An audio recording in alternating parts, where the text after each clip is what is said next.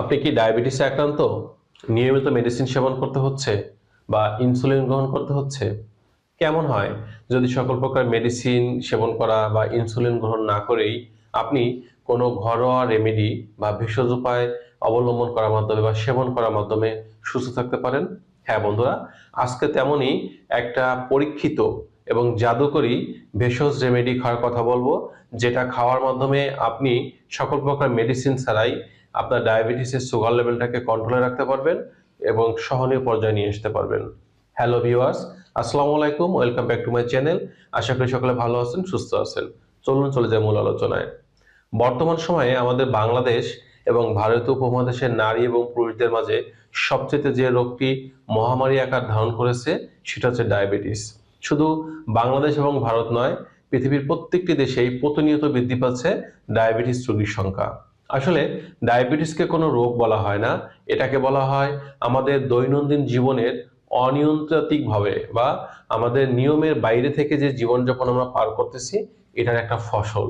অর্থাৎ অনিয়মতান্ত্রিক জীবনযাপনের ফসল হিসেবে দেখা হয় ডায়াবেটিস রোগটাকে। বিশেষ করে আমরা যত বেশি প্রকৃতি থেকে দূরে সরে যাচ্ছি, প্রাকৃতিক নিয়মগুলো আমরা ফলো করা থেকে দূরে থাকতেছি, ততই কিন্তু আমরা ডায়াবেটিসে আক্রান্ত হচ্ছি।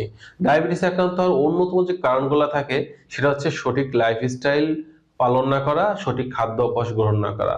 অনেকে দেখা যায় কারণে বা অকারণে রাত জাগেন, এটা হচ্ছে ডায়াবেটিসের একটা অন্যতম কারণ। এর পাশাপাশি অনেকে প্রচুর খাদ্য গ্রহণ করেন, শুয়ে বসে থাকেন, দৈহিক পরিশ্রম কম করেন। আপনি যে খাবারটা গ্রহণ করতেছেন এটা কিন্তু যে এনার্জিটা আমরা শরীরে পাচ্ছি, এটা বার্ন করা বা ক্ষয় করার কিন্তু প্রয়োজন আছে। কিন্তু যখন আপনি অতিরিক্ত খাবার খাবেন, অতিরিক্ত প্রোটিন, মিনারেল, ভিটামিন আপনার শরীরে যোগ হচ্ছে কিন্তু আপনি সেটা বার্ন করতেছেন না বা ক্ষয় করতেছেন না, তখনই দেখা যাবে যে আপনার ডায়াবেটিসের ঝুঁকি বেড়ে যাবে বা আপনি এর রোগে আক্রান্ত হবেন। যাই হোক, এখন বিষয় হচ্ছে ডায়াবেটিসে যারা আক্রান্ত আছেন তাদের জন্য যে ঘরোয়া রেমেডি খেতে বলবো, এজন্য এই রেমেডি তৈরি করার জন্য আপনাদের যে উপাদানগুলো প্রয়োজন হবে আমরা প্রথমে উপাদানগুলো জেনে নিই। আপনাদের এই ঘরোয়া রেমেডি তৈরি করার জন্য প্রথম যে উপাদানটা নিতে হবে এটা হচ্ছে কাঁচা করলার রস নেবেন 4 চা চামচ পরিমাণে।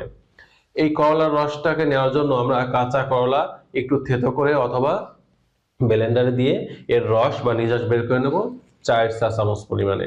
এবার আমরা এই যে করলার রসের সাথে আমরা দ্বিতীয় নম্বরের সাথে অ্যাড করব তেলাকুচা পাতার রস 1 চা চামচ পরিমাণে। আমরা তেলাকুচা পাতাটাকে একই নিয়মে থেতো করে বা এর যে নির্যাসটুকুন এটা ব্লেন্ডারে দিয়ে আমরা বের করে নিব 1 চা চামচ পরিমাণে। তৃতীয় নম্বরে আমরা এর সাথে অ্যাড করে নেব নিম পাতার রস, কাঁচা নিম পাতা, এটাকে থেতো করে বা ব্লেন্ডার দিয়ে এর রস বের করে নেব 1 চা চামচ পরিমাণে।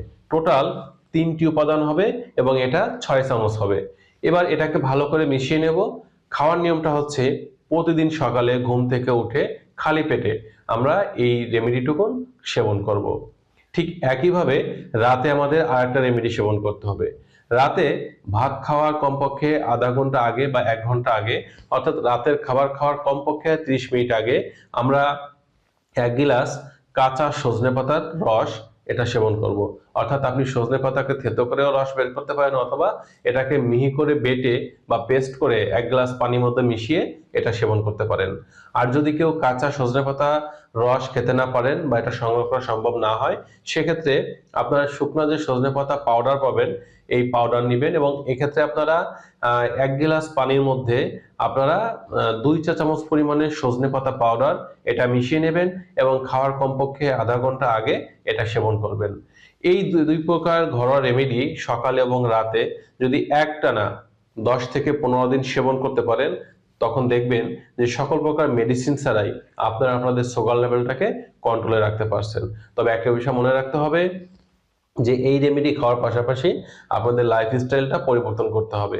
অর্থাৎ ডায়াবেটিসের পরিমাণটা যেসব কারণে বেড়ে যায়, বৃদ্ধি পায়, এই কাজগুলো পরিহার করতে হবে, এই খাবারগুলো পরিহার করতে হবে। নিয়মিত 30 থেকে 40 মিনিট হাঁটতে হবে, রাতে 9টা থেকে 10টার মধ্যে ঘুমাতে যেতে হবে এবং প্রোটিন সমৃদ্ধ খাবার খেতে হবে যাতে শরীর দুর্বল হয়ে না যায়। এর পাশাপাশি আমাদের শুয়ে বসে থাকার অভ্যাস যেটা আছে এটা পরিহার করতে হবে। তাহলে দেখা যাবে মাত্র 10 থেকে 15 দিন সেবন করার পরেই আপনার ডায়াবেটিসের সুগার লেভেলটা নিয়ন্ত্রণে চলে আসছে। যখন নিয়ন্ত্রণে চলে আসবে তখন আপনারা এটা একটানা 1 মাস নিয়মিত সেবন করবেন। এরপরে যখন দেখবেন আপনাদের টোটালি সুস্থতা চলে আসছে, তখন মাঝে মাঝে মানে সপ্তাহে 3 থেকে 4 দিন এটা সেবন করবেন। এভাবে দেখা যাবে যে আপনারা মেডিসিন সেবন না করেও শুধুমাত্র ভেষজ উপায় অবলম্বন করে বা রেমেডি সেবন করার মাধ্যমে আপনারা সুস্থ থাকতে পারছেন, সুস্থ অর্জন করতে পারছেন। তো বন্ধুরা, আজকে ভিডিওটি যারা দেখলেন এবং যারা চিন্তা করছেন আজকের থেকে খাবেন, এটা খাওয়ার পরে আপনাদের কতটুকু উন্নতি হলো 10 দিন বা 15 দিন খাওয়ার পরে অবশ্যই এটা আপনারা ডায়াবেটিস টেস্ট করবেন, করার পরে আপনারা নির্ণয় করবেন যে আগে কত ছিল, খাওয়ার পরে কত আছে। এবং অবশ্যই আপনাদের পজিটিভ কমেন্টগুলা আপনারা কমেন্ট বক্সে জানাতে ভুল করবেন না, কারণ আপনাদের পজিটিভ কমেন্টগুলা দেখে অনেক ডায়াবেটিসের রোগী আছে, তারা কিন্তু এটা সেবন করতে পারবে, সেবন করার মাধ্যমে তাদের শারীরিক সুস্থতা অর্জন করতে পারবে এবং সকল প্রকার মেডিসিন সেবন ছাড়াই তারা নিজেদেরকে ভালো রাখতে পারবে। তো এই ছিল আজকের বিষয়। স্বাস্থ্য বিষয়ক তথ্য বা পরামর্শ পাওয়ার জন্য কমেন্ট করতে পারেন, আমি চেষ্টা করব আপনাদের কমেন্টে রিপ্লাই দেওয়ার জন্য। আজ এ পর্যন্তই।